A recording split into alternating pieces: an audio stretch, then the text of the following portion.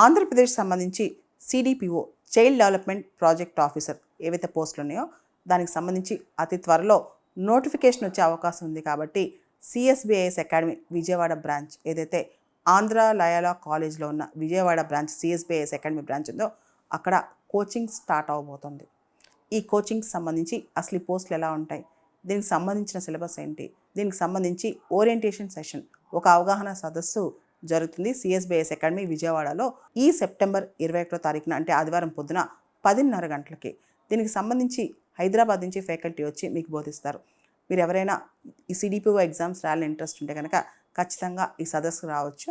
తర్వాత దసరా వెంటనే కోర్స్ కూడా స్టార్ట్ అవుతుందన్నమాట. అక్టోబర్ 3వ తారీఖు నుంచి ఈ కోర్స్ కూడా స్టార్ట్ అవుతుంది.